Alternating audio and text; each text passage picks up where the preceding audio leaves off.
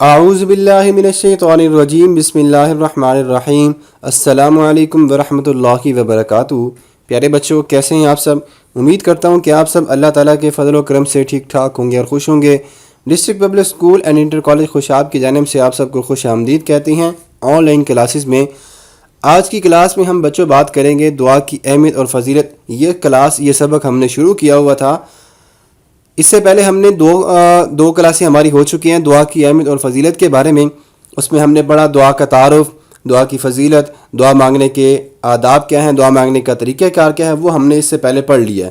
اور آج کی کلاس میں ہم بات کریں گے، اس سبق کی مشق کو حل کریں گے۔ سب سے پہلے آج کی کلاس میں ہم تفصیلی جوابات کو دیکھیں گے اور ان کا حل، ٹھیک ہو گیا؟ تفصیلی سوالات اور ان کے جوابات کا حل آج کی کلاس میں ہم اس بارے میں بات کریں گے۔ تو ہم اپنی کلاس کو شروع کرتے ہیں۔ اپنی کتابوں کو سامنے رکھیں اور ساتھ ساتھ آپ نے جو سوالات میں آپ کو بتا رہا ہوں، آپ نے ساتھ ساتھ جو ہے وہ نشان بھی لگاتے رہنا ہے، ٹھیک ہو گیا بچوں؟ توجہ کیجیے گا۔ بسم اللہ الرحمن الرحیم۔ سوال نمبر 1، اللہ تعالیٰ سے دعا مانگنے کی کیا اہمیت ہے؟ جواب، اللہ تعالیٰ کی بارگاہ میں دعا مانگنا اعلیٰ درجے کی عبادت ہے۔ نبی کریم صلی اللہ علیہ وسلم نے اسے عبادت کی روح قرار دیا ہے۔ جب کوئی بندہ انتہائی عاجزی اور انکساری سے اللہ تعالیٰ کی بارگاہ میں اپنی حاجات کو پیش کرتا ہے اور اسی کو حاجت روا اور کارساز سمجھتا ہے تو اللہ تعالیٰ اپنے بندے سے بے حد خوش ہوتا ہے، کیونکہ اللہ تعالیٰ اپنے بندوں سے بے حد پیار کرتا ہے، جیسا کہ اللہ تعالیٰ نے قرآن مجید میں فرمایا سورۃ البقرہ میں، اعوذ باللہ من الشیطان الرجیم بسم اللہ الرحمن الرحیم وَإِذَا سَأَلَكَ عِبَادِي عَنِّي فَإِنِّي قَرِيبٌ۔ ترجمہ دیکھیں، اور اے پیغمبر صلی اللہ علیہ وسلم، جب تم سے میرے بندے میرے بارے میں دریافت کریں تو کہہ دو کہ میں تمہارے پاس ہوں۔ جب بھی کوئی پکارنے والا مجھے پکارتا ہے، میں اس کی پکار کو، دعا کو قبول کرتا ہوں۔ نبی اکرم صلی اللہ علیہ وسلم اکثر اللہ تعالیٰ کی بارگاہ میں ہاتھ پھیلا کر دعا مانگا کرتے تھے۔ سب سے پہلے آپ صلی اللہ علیہ وسلم اللہ تعالیٰ کی تسبیح بیان کرتے، اس کی حمد و ثنا بیان کرتے، اس کی رحمتوں اور نعمتوں کا شکر بجا لاتے، اور سب سے آخر میں نبی اکرم صلی اللہ علیہ وسلم اپنی خواہش کا اظہار کیا کرتے تھے۔ صحابہ کرام اور اولیاء اعظام کا بھی یہی طریقہ رہا ہے۔ سوال نمبر 1 کا جواب یہیں تک مکمل ہوا بچوں، آپ نشان لگا لیں، نوٹ کر لیں اور نوٹ ڈاؤن کر لیں، ٹھیک ہو گیا؟ سوال نمبر 1 آپ کو جو یاد کرنا ہے وہ یہاں تک آپ نے یاد کرنا ہے، ٹھیک ہو گیا بچوں؟ اب ہم سوال نمبر 2 کو دیکھتے ہیں۔ سوال نمبر 2 ہے ہمارے پاس، دعا مانگنے کی فضیلت بیان کرے، ٹھیک ہو گیا؟ جواب دیکھیں، نبی اکرم صلی اللہ علیہ وسلم نے دعا کی فضیلت بیان فرماتے ہوئے اسے مومن کا ہتھیار قرار دیا ہے۔ قرآن مجید میں بہت سے انبیاء کرام کی دعاؤں کا خصوصی طور پر ذکر ملتا ہے، جن میں حضرت آدم علیہ السلام کی دعا، حضرت نوح علیہ السلام کی دعا، حضرت ابراہیم علیہ السلام کی دعا، حضرت موسیٰ علیہ السلام اور حضرت یونس علیہ السلام کی دعائیں خاص طور پر قابل ذکر ہیں، ٹھیک ہے؟ اب میں تھوڑا سا آپ کو بتا دیتا ہوں کہ قرآن مجید میں جن انبیاء کی دعاؤں کا ذکر ہے، ان انبیاء نے اللہ تعالیٰ سے کیا کیا دعائیں کی تھیں۔ تو سب سے پہلے دیکھیں حضرت آدم علیہ السلام۔ حضرت آدم علیہ السلام کے بارے میں قرآن مجید میں سورۃ البقرہ میں آتا ہے، پہلے پارے میں، جب اللہ تعالیٰ نے حضرت آدم علیہ السلام کو جنت سے نکالا تھا تو جنت سے نکالنے کے بعد حضرت آدم علیہ السلام اللہ تعالیٰ سے خصوصی طور پر دعائیں کیا کرتے تھے اپنی اس غلطی کی، ٹھیک ہو گیا؟ تو ایک وقت ایسا آیا کہ اللہ تعالیٰ نے حضرت آدم علیہ السلام کی دعا کو قبول فرمایا اور اللہ تعالیٰ نے حضرت آدم علیہ السلام کو معاف کر دیا۔ حضرت نوح علیہ السلام کے بارے میں آتا ہے کہ جب طوفان نوح آنے لگا تو حضرت نوح علیہ السلام نے اللہ تعالیٰ سے عرض کی تھی اپنے بیٹے کے بارے میں، ٹھیک ہے؟ کنعان ان بیٹے کا نام تھا۔ اپنے بیٹے کے بارے میں عرض کرنے لگے حضرت نوح علیہ السلام اللہ تعالیٰ سے کہ اے اللہ تعالیٰ، وہ میرے اہل میں سے ہے، ٹھیک ہے؟ مطلب میرے گھر والوں میں سے ہے، لہٰذا اس کو معاف کر دے، کیونکہ تیرا تو یہ وعدہ ہے کہ نبی کے گھر والے وہ کبھی بھی عذاب میں مبتلا نہیں ہوں گے۔ تو اللہ تعالیٰ نے قرآن مجید میں کیا فرمایا؟ اِنَّهُ لَيْسَ مِنْ أَهْلِكَ إِنَّهُ عَمَلٌ غَيْرُ الصَّالِحِ، وہ تیرے گھر والوں میں سے نہیں ہے، کیونکہ اس کے عمل ہی ٹھیک نہیں ہے، اس کے اعمال نیک نہیں ہیں۔ تو حضرت نوح علیہ السلام بعد میں اللہ تعالیٰ سے جو ہے وہ شرمندہ ہوئے اور انہوں نے کہا کہ اے اللہ تعالیٰ تو مجھے معاف کر دے ورنہ میں تو جاہلوں میں سے ہو جاؤں گا، انی کنت من الظالمین، اس طرح کے الفاظ قرآن مجید میں آتے ہیں۔ تو اب دیکھیں یہاں پر میں آپ کو یہ بھی بات سمجھا دیتا ہوں کہ اگر کوئی بھی انسان غلطی کرے گا، گناہ کرے گا، تو وہ چاہے پیغمبر کی اولاد میں سے ہو یا عام انسان ہو، اس کو اللہ تعالیٰ ضرور بھی ضرور جو ہے وہ سزا دیں گے۔ اس لیے آپ غلطیوں سے، گناہوں سے اجتناب کرنے کی کوشش کیا کریں۔ حضرت ابراہیم علیہ السلام نے جو دعا کی تھی وہ بڑی خصوصی اور قابل طور پر ذکر ہے۔ قرآن مجید میں پارہ نمبر 13 میں ایک سورت مبارکہ ہے، سورت ابراہیم۔ سورت ابراہیم میں آپ پڑھتے ہیں، آپ یہ دعا جو ہے وہ نماز میں بھی پڑھتے ہیں، جیسے کہ آپ کو بتایا رب اجعلنی مقیم الصلاۃ ومن ذریتی ربنا وتقبل دعاء ربنا اغفر لی ولوالدی وللمؤمنین یوم یقوم الحساب، آخر تک۔ اس دعا کا ترجمہ دیکھیں، اے میرا مجھے بخش دے، میرے گھر والوں کو بخش دے، مومنین کو بخش دے۔ یہ ساری کی ساری دعا جو کی تھی وہ حضرت ابراہیم علیہ السلام نے کی تھی۔ ٹھیک ہو گیا؟ حضرت موسیٰ اور حضرت یونس علیہ السلام کی دعائیں بھی خاص طور پر قابل ذکر ملتی ہیں۔ دیکھیں قرآن مجید میں جب آپ کو پتہ ہے کہ حضرت یونس علیہ السلام کو مچھلی نے اپنے پیٹ میں نگل لیا تھا یا یوں کہیں کہ کھا لیا تھا، تو حضرت یونس علیہ السلام نے یہ دعا کی تھی، لا الہ الا انت سبحانک انی کنت من الظالمین، بار بار یہ دعائیں کرتے رہتے تھے اور اللہ تعالیٰ نے ان کی دعا کو قبول فرمایا، اور آخر کار ایک وقت ایسا آیا کہ اللہ تعالیٰ نے ان کو مچھلی کے پیٹ سے نجات دلائی اور دوبارہ زندگی بخشی۔ اس کے علاوہ بھی بہت سارے انبیاء علیہ السلام کی دعائیں جو ہے وہ قرآن مجید میں ملتی ہیں، اور ایسی بھی دعائیں ملتی ہیں جو کہ نبی اکرم صلی اللہ علیہ وسلم اکثر مانگا کرتے تھے۔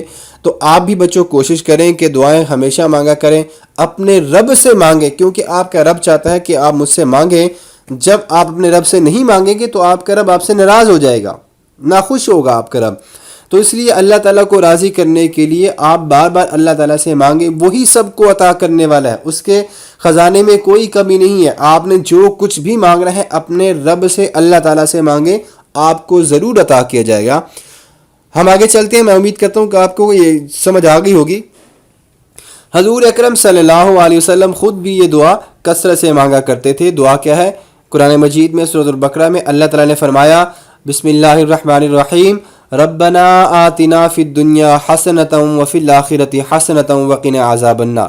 ربنا، اے ہمارے رب، تو ہمیں دنیا میں بھی نعمت عطا فرما اور ہمیں آخرت میں بھی نعمت عطا فرما اور دوزخ کے عذاب سے محفوظ رکھ۔ یہ اس آیت مبارکہ کا ترجمہ ہے، اے ہمارے پروردگار، ہم کو دنیا میں بھی نعمت عطا فرما اور آخرت میں بھی نعمت عطا فرما اور دوزخ کے عذاب سے محفوظ رکھ۔ ٹھیک ہو گیا؟ کوئی دعا اللہ تعالیٰ کی کسی حکمت کے تحت درجہ قبولیت حاصل نہ کرے تو اللہ تعالیٰ قیامت کے روز اس دعا کا بہترین بدلہ عطا فرمائے گا۔ اللہ تعالیٰ سے دعا نہ مانگنا تکبر کے مترادف ہے۔ جی ہاں بچوں، یاد رکھیں، اس لیے میں نے آپ کو بار بار کہا ہے کہ اللہ تعالیٰ سے دعا مانگنی چاہیے۔ اگر آپ دعا نہیں مانگیں گے تو آپ خود کو بڑا سمجھ رہی ہیں اللہ تعالیٰ سے، یہ تکبر کے مترادف ہے اور یہ بڑا ہی گناہ ہے۔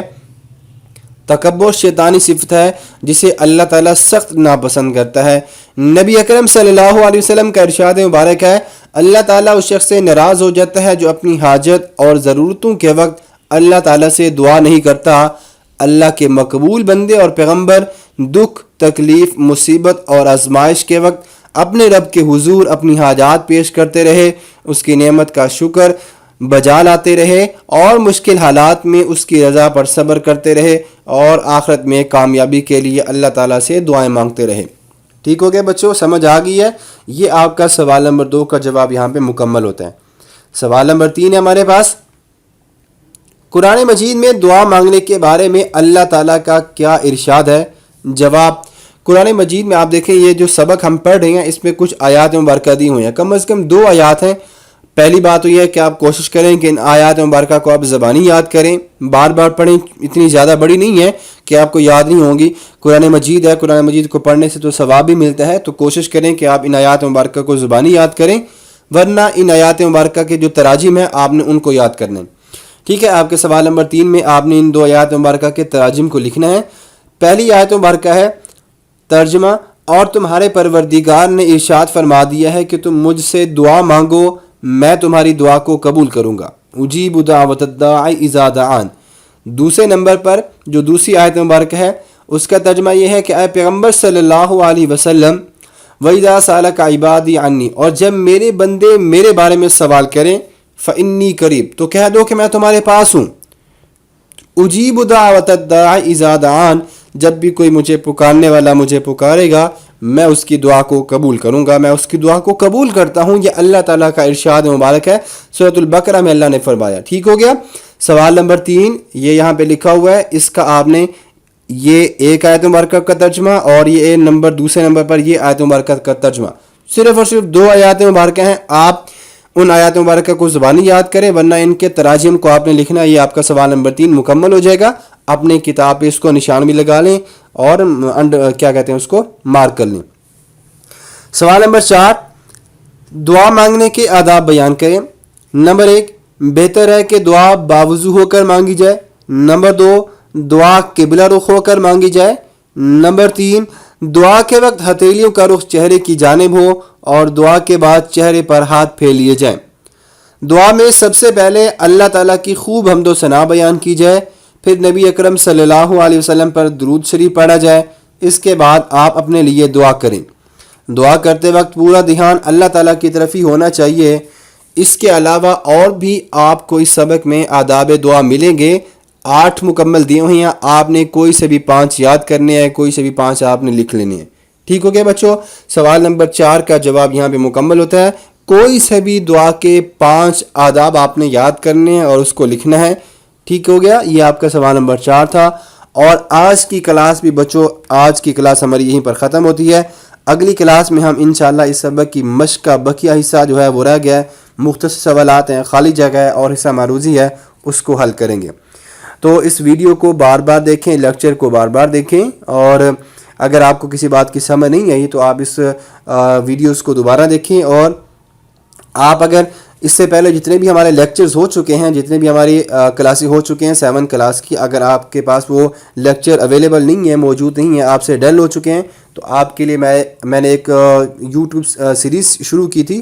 میں آپ کو اس کا لنک سینڈ کر دوں گا. اگلی کلاس میں آپ کو بتا دوں گا کہ آپ نے کیسے اس کو سرچ کرنا ہے، کیسے آپ نے اس کو ڈھونڈنا ہے. لیکن فی الحال آپ اس کو یاد کریں، دیکھیں، پڑھیں. اپنا بہت سارا خیال رکھیے گا اور دعاؤں میں یاد رکھیے گا. اللہ حافظ.